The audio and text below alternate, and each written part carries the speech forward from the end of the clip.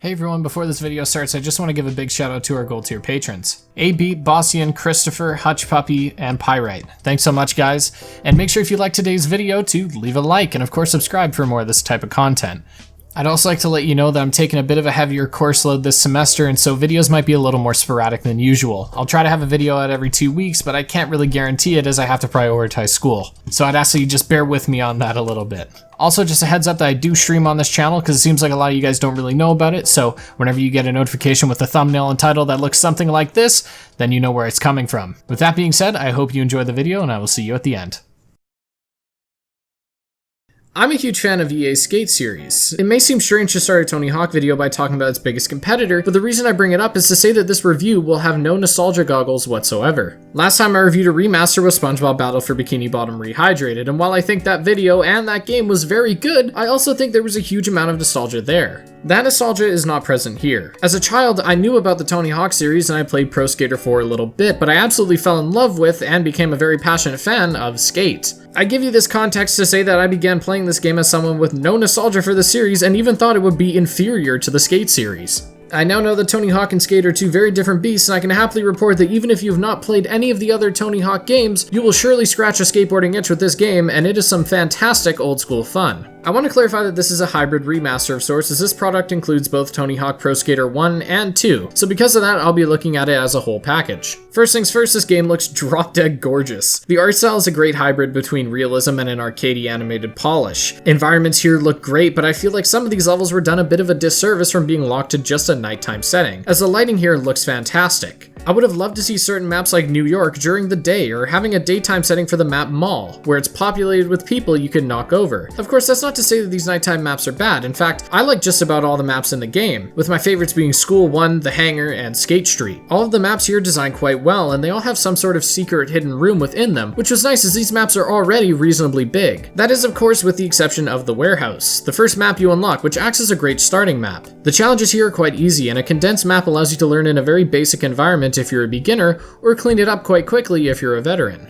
The maps gradually expand with more complexity, and the maps in Pro Skater 1 are obviously simpler than those featured in Pro Skater 2, which worked to my favor as I spent my beginning hours playing Pro Skater 1, which typically had some smaller environments, and this allowed me to refine my grasp on the controls, which made me more capable of completing some of the more obscure challenges and unlocking the multiple secret areas featured in the Pro Skater 2 maps. Each level has some sort of secret that gives it a little bit more personality, such as Philadelphia, which has a fountain that serves as a pretty big hazard, but if you grind up this massive wire, then you can get onto a balcony with a few valves, and upon breaking these valves, the fountain will be drained permanently. Within the same level, you can grind an electrical wire, which will result in a pole crashing into a fence, which hides an entire skate park behind it. Or take the hangar, in which you can grind over a vault's handle to open it, leading to a gnarly half-pipe. Or in the same level, you can grind across a helicopter, which will cause a helicopter to take off and open an outside portion of the map. Personally, I enjoyed the maps featured in Pro Skater 2 more, however, I still enjoyed all of them overall. The UI finds a great balance between looking slick and modern while still keeping its classic feel. The sound design here is great, from the wheels hitting the ground to the many times you're likely to fall. And of course, don't even get me started on this game's soundtrack. The playlist here has a great mix of early 90s and early 2000s tunes such as the now iconic and beyond catchy Goldfinger's Superman. And mixed in here are some more modern day songs like Skepta's Shut Down and Machine Gun Kelly's Bloody Valentine, which sound absolutely killer when played on mute.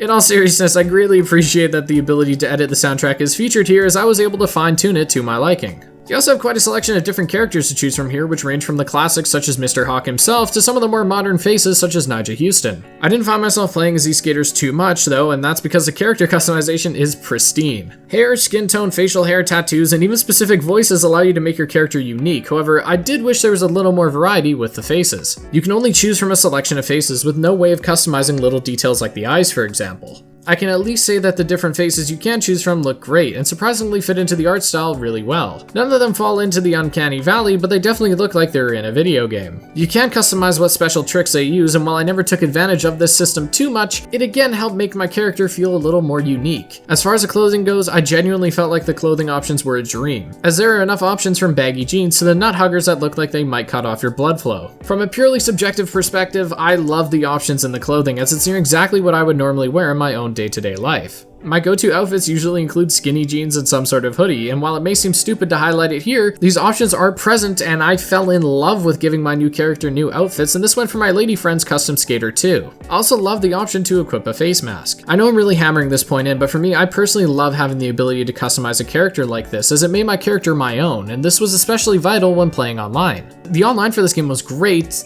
when I was able to get it to work. Now, before I talk about my poor experience with the online, I should mention that I have this extraterrestrial, like sitcom level bad luck with technology. For some reason, technology just barely works for me and it's actually kind of hilarious. My Elgato, despite being new, for no reason just drops frames despite trying it on different machines, different settings, and I keep having the audio desync from the game with no online solutions working. My PlayStation 4, despite being dust-free and only a year or so old, still drops frames on Fall Guys. I would also like to mention that I take really good care of my technology, but I think it's just some sort of curse. Anyways, the reason I bring up my tainting touch is because I had an issue where I couldn't connect to the servers unless I went and did an internet test through my PlayStation, and even then I could only play with Nam12399 once he joined me. I couldn't join anyone else. And I didn't see anyone else with the same problem online. Bugs are a tough thing to discuss in a review as it's so sporadic to each individual's playthrough, and this was the only bug I experienced, so by no means is this game a mess, but I thought I should at least mention it in case anyone runs into it. The main multiplayer mode you'll see is freestyle, and that's essentially where you're thrown into a lobby, be that on your own or with a friend accompanying you, and you compete in a series of minigames for cash and bragging rights. Of course, most of these competitions revolve around scores for the most part, but I will briefly explain all of them. Score challenge is all about being the first to reach a certain score in total, and the combo challenge functions the same, however the score must be part of one larger combo.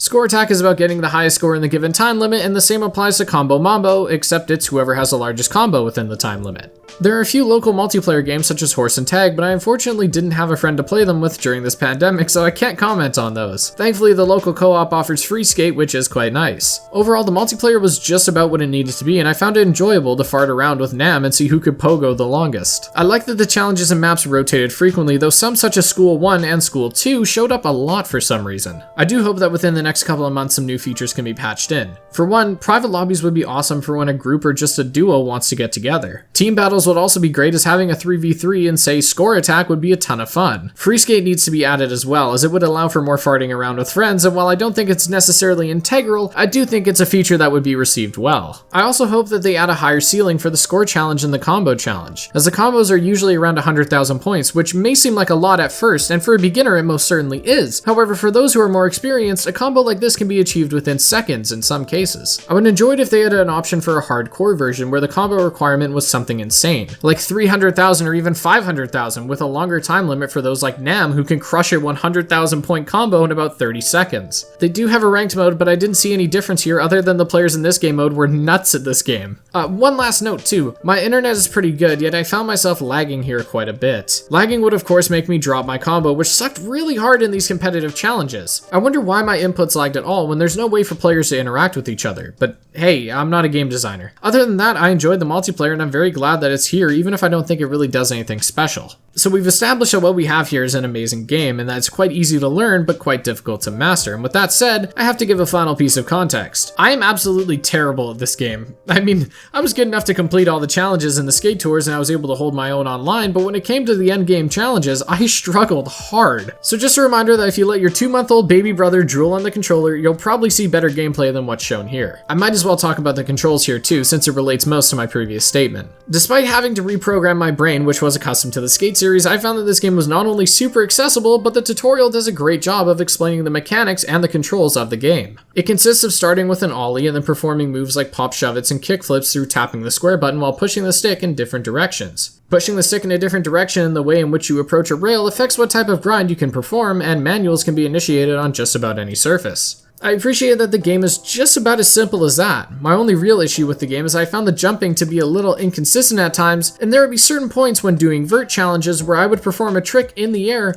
and there would sometimes be a short or a long pause in between tricks, and this inconsistency would cause me to bail and drop my combo. Fortunately, the game's tutorial does a fantastic job at explaining the mechanics and is paced quite well, making it easy to learn even for someone as brain dead as myself. I said earlier that this game is quite old school, and the gameplay is definitely where you'll see this game's initial age, and that's not to say that it's outdated or outpolished by any means, but that it has an old school arcade feel to it. The tricks performed here range from the basics to the downright insane, and the amount of moves available here is really diverse and vast. Some special moves provide not only insane tricks, but some great scores too, and they take a few more button inputs to pull off. The way the combos work is that the more you use a certain move such as the impossible flip, the less points it'll be worth. This encourages you to keep a myriad of different tricks up your sleeve, and it prevents just spamming tricks. Of course, the maps featured here will likely dictate the style of skating you perform, with maps like Mall encouraging more grinding and street skating, while maps like the Bull Ring encourage some more vert play. However, they still cater to the street skaters as well. Most maps are either an open map on a level plane, or they're a pretty straightforward downhill course, which will teleport you to the top upon getting to the bottom. One thing that most certainly adds to the old school feeling of this game is the gameplay modifiers that feel like cheat codes, which allow you to not bail or always have perfect manual balance. Some of these mods are locked behind completing challenges, and there are even entire maps locked behind completing challenges, but if you don't know about it, I won't spoil it. The challenges within these levels are usually quite easy, as it just requires you to learn the map and find a few collectibles. The real challenge is usually the combo and score challenges. However, I found that by the end of the game, I wanted these combos to be a little higher. What I mean is that, for example, if you were like me and played through Tony Hawk's Pro Skater 1 levels and then Pro Skater 2 levels, then you'll find that you're already used to the higher combo scores featured in the levels at the end of Pro Skater 1, such as in Streets. So going to Pro Skater 2 and starting at the hangar felt not very challenging, because you just went from needing a 250,000 total score, which isn't too bad mind you, to now only needing 100,000. I would have liked it if the game had a hardcore mode, for example, where you could get more rewards for completing harder versions of these levels. The most challenging levels for me were the competitions, which require you to get at least 2 runs out of 3 where you perform some pretty big combos. I enjoyed these a fair bit, and I felt like they were used sparingly enough. Of course, I believe that it will take you about 10 hours or so to finish the main challenges associated with the different maps. However, there are a ton of other challenges which will require not only more skill, but it'll bear some great rewards ranging from boards to experience to different clothing.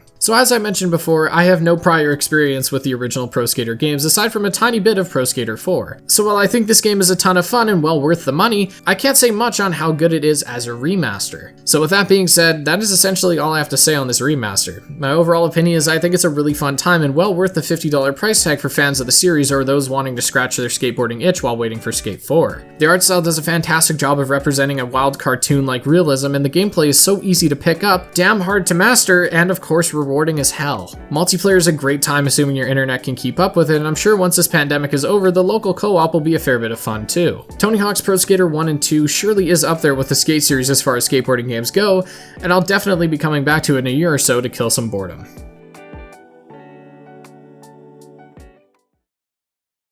Hey guys, thank you so much for making it to the end of this video. I just wanted to again give a shout out to our patrons: A-Beat, Bossian, Christopher, Hutch Puppy, Pyrite, Dr. Nanner, Jacob Douglas, Denzel, and Tristan Whitewolf. Thank you guys so much for supporting me. I hope you enjoyed the video. If you did, let me know in the comments. Leave a like, share it on Twitter, do all that good stuff. And yeah, I just want to let you know that you know, with school and everything, new videos are going to be quite sporadic. So just keep that in mind. And of course, go check out Nam12399's channel. Love that guy. Super fun guy to hang out with, and makes great videos too. So do that if you're craving more video essays. And yeah, with that, I think I'll see you guys next time. I don't have much to say this time. Thank you so much for 43,000 subscribers. That's like way too many. So thank you kindly for that. And yeah, you can follow me on Twitter at thatboyaqua, and you can yeah, actually that's the only place I really post. So okay, all right, I'll see you guys next time. Bye.